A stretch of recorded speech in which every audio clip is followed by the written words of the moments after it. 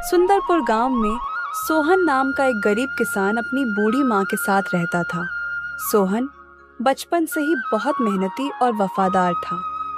वह जो भी काम करता पूरी मेहनत और लगन से करता। सोहन रोज किसी न किसी के यहाँ काम करता और जो भी थोड़े बहुत पैसे मिलते उसे से अपने और अपनी बूढ़ी माँ का ख्याल रखता था। सोहन एक छोटी सी झोपड़ी में रहता था। सोहन के पास इतना भी पैसा नहीं था कि वह अपनी माँ के लिए एक अच्छा सा घर ले सके। सोहन की स्थिति इतनी खराब थी कि उसे 2 वक्त का खाना भी नसीब नहीं हो पाता था। सोहन अपने गांव का सबसे गरीब किसान था, इसलिए लोग इनको उतना इज्जत भी नहीं देते थे। बेटा, आज कुछ खाने को मिलेगा या नहीं? सुबह से कुछ भी पेट में नहीं गया। लगता है मेरी ताकत अब जवाब देने लगी है।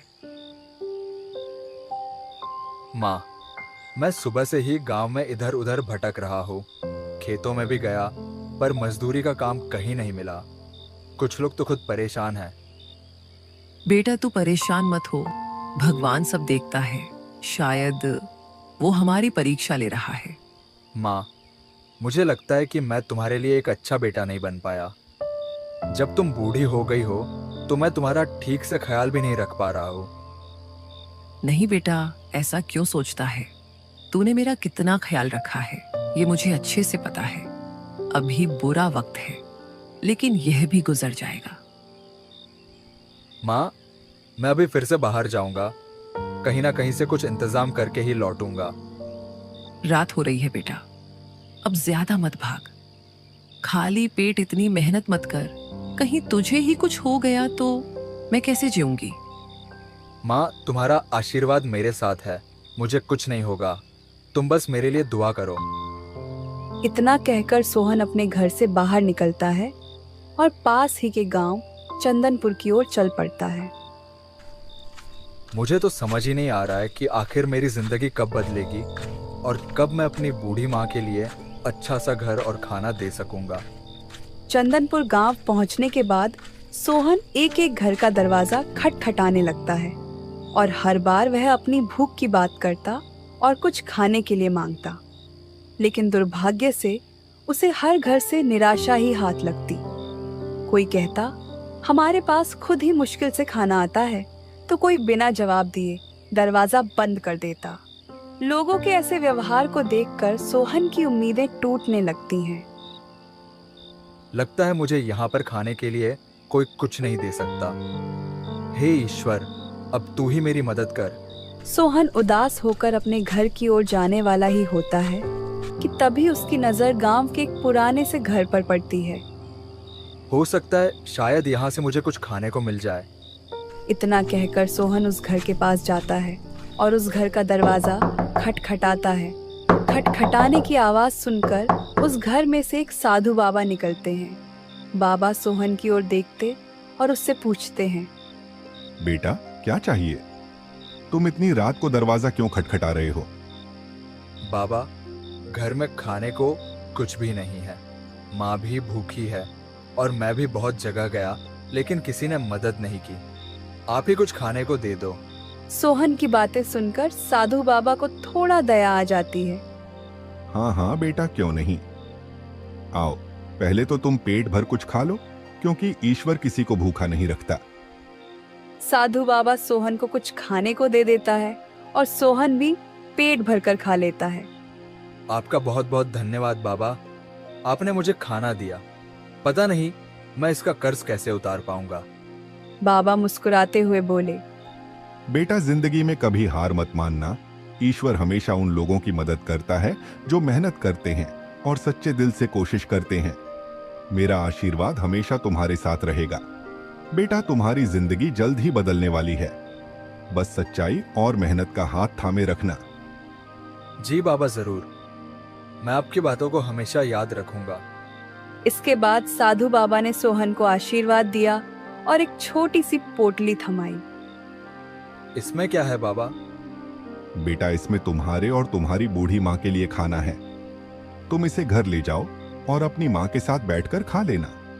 ठीक है बाबा, आपका बहुत बहुत धन्यवाद। सोहन ने पोटली संभाल कर रख ली और बाबा का धन्यवाद कर अपने घर के लिए निकल गया। अपने घर पहुंचकर माँ कहाँ हो? देखो, मैंने आज के खाने का इंतजाम कर लिया है। इसके बाद मोहन और उसकी बूढ़ी माँ एक साथ बैठकर खाना खाते हैं। खाना खाकर वो दोनों सोने चले जाते हैं। अगली सुबह जब सोहन फिर से अपने काम की तलाश में निकलता है तो उसे आज भी कोई काम जल्दी नहीं मिलता है। वह काम की तलाश में इधर उधर भटक ही रहा होता है कि तभी उसकी नजर वहां के जमींदार हीरालाल पर जाती है। सोहन हीरालाल जमींदार के पास जाता है। मालिक, मुझे कुछ काम दे दो, क्योंकि कल से मेरे घर में खाने का एक भी अनाज नहीं है। अगर आज भी मुझे कोई काम नहीं मिला तो आज भी हमें ऐसे ही भूखा रहना होगा। अरे नहीं, ऐसा नहीं होगा, क्योंकि मैं भी किसी मजदूर की तलाश में हूँ। अब तुम मुझे मिल ही चुके हो तो मेरी तलाश खत्म हो गई। मुझे अपने खेत में काम कराना है, लेकिन मैं वहीं बैठकर देखूंगा कि तुम ठीक से काम कर रहे हो या नहीं। ठीक है मालिक, आप वहीं पर मेरे साथ रहना। इसके बाद सोहन हीरालाल के खेत में चला जाता है और पूरी लगन से काम करने लगता है और हीरालाल पास ही के एक पेड़ के नीचे बैठ जाता है। सोहन दिन भर खेत में काम करता है और उसके बाद उसकी दिन भर की मजदूरी हीरालाल उसे शाम को दे देता है। सोहन, मुझे तुम्हारा काम पसंद आया। अगर चाहो तो तुम कल भी यहाँ आकर काम कर सकते हो। जी मालिक, क्यों नहीं। इसके बाद सोहन अपने घर जाता है और उस दिन का राशन भी खरीद कर ले आता है। माँ देखो, आज भगवान ने हमारी सुन ली। मुझे आज काम मिल गया और यह देखो, आज की मजदूरी भी लेकर आया हूँ। अब हमारे भूखे सोने के दिन खत्म हुए। बेटा, यह तो बहुत अच्छी खबर है। तूने इतनी मेहनत की, आखिर आज उसका फल मिला। फिर उसकी बूढ़ी माँ खाना बनाती है और दोनों अच्छे से पेट भरकर खा लेते हैं और उसके बाद सोने चले जाते हैं। इसी तरह कुछ दिन बीत जाते हैं।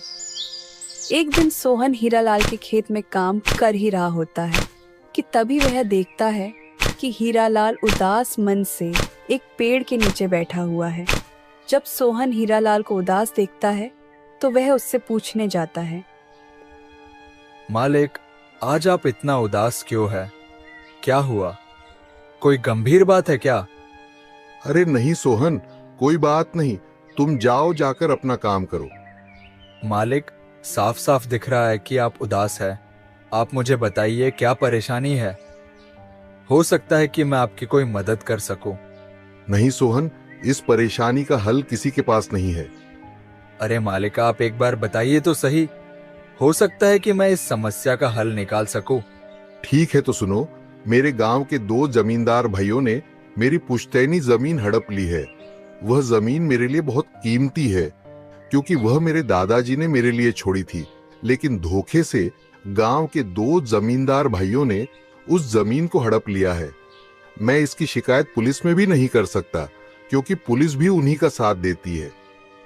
अच्छा, तो ये बात है। मालिक, मेरे पास एक तरकीब है जिससे आपकी पुश्तैनी जमीन आपको वापस मिल सकती है। अच्छा, क्या तरकीब है? जल्दी बताओ। इसके बाद सोहन हीरालाल को सारी तरकीबें बता देता है। सोहन की तरकीब सुनने के बाद हीरालाल को वह तरकीब बहुत पसंद आती है। अरे वाह सोहन, क्या शानदार तरकीब निकाली है। अगर मुझे मेरी पुश्तैनी जमीन वापस मिल जाती है तो मैं तुम्हें बहुत बड़ा इनाम दूंगा। अरे नहीं मालिक, इसकी कोई जरूरत नहीं है। अच्छा ठीक है, तुम अपना काम पर लग जाओ और कल से ही इस तरकीब पर लग जाना। ठीक है मालिक। इसके बाद सोहन अपना काम करने लगता है और अगली सुबह वह उस गांव के दोनों जमींदार भाइयों के पास जाता है और उनसे काम मांगता है। नमस्कार सेठ जी, क्या मुझे आपके यहाँ कुछ काम मिल सकता है? कौन हो तुम? और यहाँ पर काम करने वाले चाहिए, यह तुम्हें किसने बताया? अरे सेठ जी, मैं हर दिन कहीं ना कहीं काम कर अपना पेट पालने वाला एक गरीब मजदूर हूँ। कभी किसी के यहाँ खेती कर लेता हूँ तो कभी किसी के यहाँ मजदूर बनकर जो काम मिल जाए कर लेता हूँ। ये सब तो ठीक है, पर हमारे यहाँ कोई काम नहीं है। क्या सेठ जी, मैंने सुना है पूरे गांव के सबसे बड़े जमींदार आप लोग हो और पूरे गांव में सबसे बड़ी जमीन आप लोगों के पास है, तो मुझे लगा कि मुझे यहाँ तो काम आराम से मिल जाएगा। नहीं भाई, हमारे पास कोई काम नहीं है। हमारे पास पहले से बहुत मजदूर हैं। इसका मतलब हीरालाल सेठ सही कह रहे थे आप लोगों के बारे में। क्या कहा हीरालाल सेठ ने हमारे बारे में? कुछ नहीं, बस ऐसे ही मेरे मुंह से निकल गया। चलो अब मैं चलता हूँ। आप लोगों के पास तो कोई काम नहीं है, तो मैं यहाँ रुककर क्या करूँ? श्याम के मना करने के बाद सोहन जाने लगता है। तभी रमेश श्याम से उसे रोककर पता लगाने बोलता है कि हीरालाल ने उनके बारे में मोहन को क्या बोला है। अरे रुको भाई, इधर आओ जरा। एक काम है तुम्हारे लिए हमारे पास। श्याम के बुलाने पर सोहन फौरन उनके पास चला जाता है। अरे धन्यवाद सेठ जी, बोलिए क्या काम है? मैं कोई भी काम करने को तैयार हूँ, आखिर पापी पेट का सवाल है। काम तो हम बता देंगे, पहले तुम यह बताओ, हीरालाल सेठ हमारे बारे में क्या बोल रहा था तुम्हें? देखो सेठ जी, आपके यहाँ आने से पहले मैं हीरालाल सेठ के यहाँ काम करता था, परंतु वह एक नंबर के कंजूस और बदतमीज आदमी है। इतनी मेहनत करने पर भी सही मजदूरी नहीं देते थे। इस बात पर कल मेरी उनसे बहस हो गई थी। फिर क्या हुआ? क्या कहा तुमको हीरालाल सेठ ने हमारे बारे में? अरे हुआ यह कि जब मेरी हीरालाल सेठ से बहस हो रही थी, तभी उन्होंने मुझे कहा कि उनसे ज्यादा मंजूरी पूरे गांव में कोई नहीं देगा। तो मैंने भी ताव ताव में बोल दिया कि गांव के सबसे बड़े जमींदार श्याम सेठ और रमेश सेठ से ज्यादा मंजूरी कोई नहीं देता। तभी तो उनके यहाँ हमेशा काम करने वालों की भीड़ लगी रहती है। सही कहा ना मैंने सेठ जी? अरे हाँ भाई हाँ, आखिर हम गांव के सबसे बड़े जमींदार हैं, तो हमारा फर्ज बनता है हर मजदूर को उसके काम के हिसाब से सही सही मंजूरी मिले। वाह, क्या बात कही है आपने सेठ जी। हीरालाल सेठ तो मेरे हिसाब से आपके इतना शायद कभी सोच ही ना पाए। चलिए सेठ जी, मुझे भी मेरा काम बता दीजिए तो मैं भी काम पर लग जाऊं। श्याम और रमेश दोनों भी सोहन की चिकनी चुपड़ी बातों में आ जाते हैं और उसे अपने यहाँ खेतों में काम करने का काम दे देते हैं। श्याम के कहते ही सोहन उनके खेतों में काम करना शुरू भी कर देता है। इसी तरह कुछ दिनों तक सोहन श्याम और रमेश के खेतों पर काम करता है। सोहन बाकी मजदूरों से ज्यादा काम करता था। वह समय से पहले आ जाता और काम पर लग जाता और सब लोगों के जाने के बाद ही जाता। सोहन को इतनी मेहनत करते देख श्याम और रमेश आपस में बात करते हैं। अरे महेश भैया, यह सोहन तो बहुत मेहनती है। यह अकेला ही 4 लोगों का काम कर देता है। अच्छा हुआ उस दिन इसे हमने रोक लिया। हाँ भाई, बात तो तू पटेकी कर रहा है। अच्छा हुआ सोहन को हमने अपने यहाँ काम पर रख लिया। वह बहुत मेहनती और ईमानदार भी है। आजकल के जमाने में ऐसा व्यक्ति मिलना घास के ढेर में सुई ढूंढने की तरह है। हाँ भैया, कुछ भी कहो, मेहनती तो बहुत है सोहन। इसके इतना काम शायद ही कोई करता होगा हमारे यहाँ। सोहन ने अपनी मेहनत से दोनों भाइयों का दिल जीत लिया था। इसी तरह कुछ दिन और बीत जाते हैं। रविवार की सुबह सुबह श्याम और रमेश अपने खेत के दौरे पर जाते हैं। जब वो अपने खेत पर पहुंचते हैं तो देखते हैं कि सोहन काम कर रहा होता है। सोहन को रविवार को भी काम करता देख श्याम बोलता है, अरे सोहन भाई, रविवार के दिन भी तुम काम कर रहे हो। आज तो आराम कर लिया होता। आराम? वो क्या होता है सेठ जी? मैं अकेला अपनी बूढ़ी माँ के साथ रहता हूँ घर पर, और अकेला व्यक्ति घर पर रहकर क्या ही आराम करेगा। इसलिए सुबह जल्दी ही आ जाता हूँ और काम पर लग जाता हूँ। इसमें मेरा दिल लगा रहता है। तुम बहुत मेहनती व्यक्ति हो। एक काम करो, आज तुम काम रहने दो। जाओ जाकर वहां पेड़ के नीचे आराम करो। नहीं सेठ जी, इसकी कोई जरूरत नहीं। आप लोग जाइए, मैं ठीक हूँ। मुझे काम करना पसंद है। ठीक है जी सोहन, फिर हम निकलते हैं। तुम्हारा जब मन करे अपने घर चले जाना। ठीक है सेठ जी। इसके बाद श्याम और रमेश खेत को सोहन के भरोसे छोड़ वहां से चले जाते हैं। अगली सुबह जब श्याम और रमेश अपने खेत पर आते हैं तो देखते हैं पुलिस वहां आई है। पुलिस को देखते ही दोनों दौड़े दौड़े आते हैं। क्या हुआ इंस्पेक्टर साहब, यहाँ क्या कर रहे हो? हमने तो पहले ही इस जमीन के असली कागजात बड़े इंस्पेक्टर को दिखा दिए थे ना। अच्छा, यह जमीन तुम्हारी है ना? तभी तो तुम दोनों को अंदर करने आया हूं। अंदर मैं कुछ समझा नहीं इंस्पेक्टर साहब, आप कहना क्या चाहते हो? साफ साफ कहो। साफ साफ कहने की कोई जरूरत नहीं है। जरा अपनी नजर घुमाकर वहां देखो, तुम्हारी जमीन से क्या निकला है। इंस्पेक्टर वर्मा के कहते ही दोनों भाई जब पलट कर देखते हैं तो वहां उनकी जमीन में एक संदूक रखा होता है जो कल रात गांव से चोरी हो गई थी।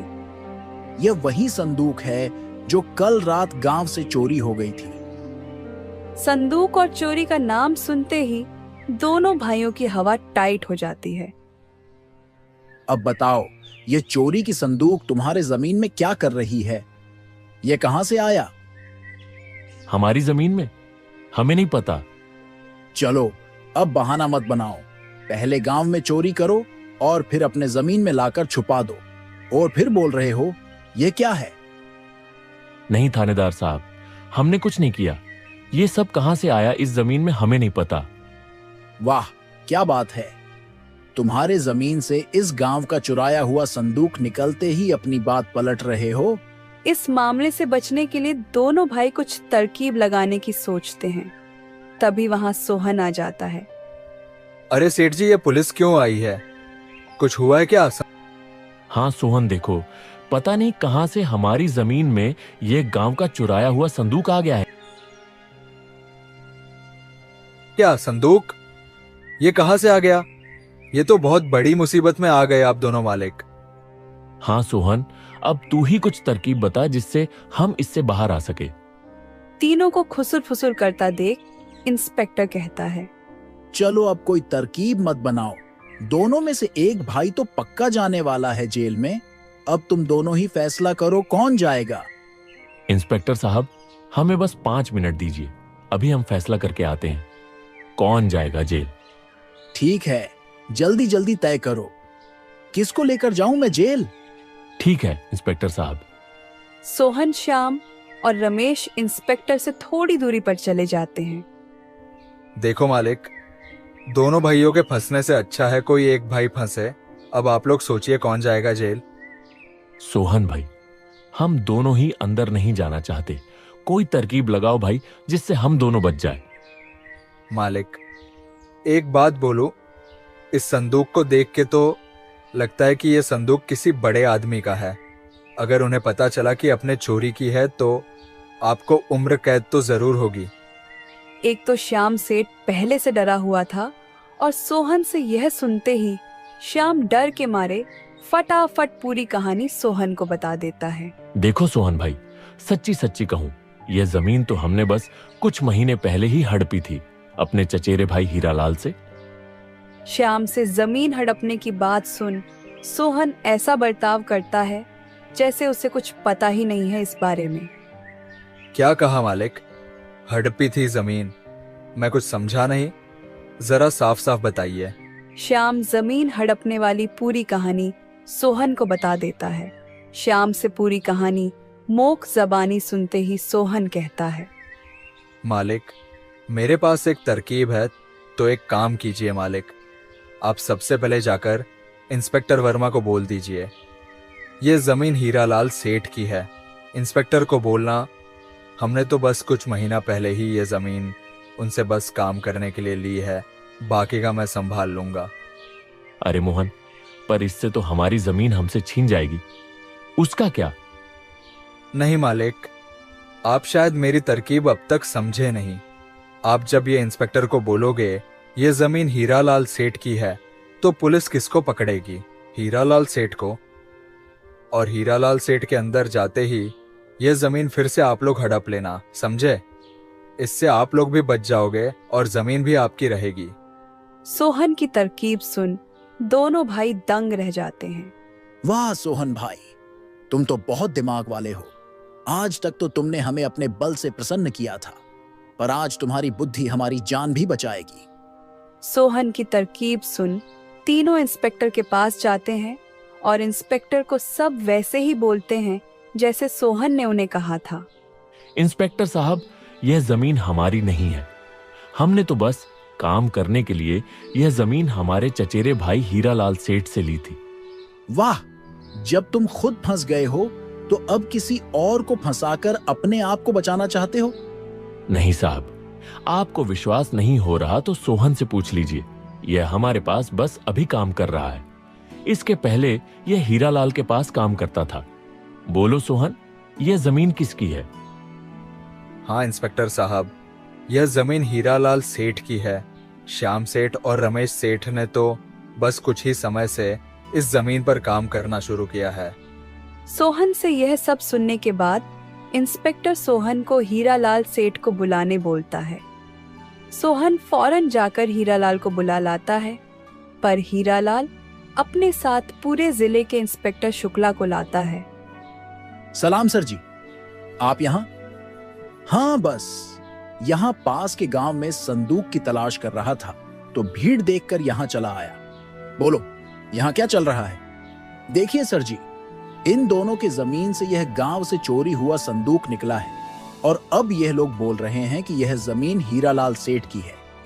इंस्पेक्टर वर्मा ने पूरी कहानी बड़े अधिकारी को बता दी और इन सब में अपने आप को फंसता देख श्याम इंस्पेक्टर शुक्ला को बोलता है।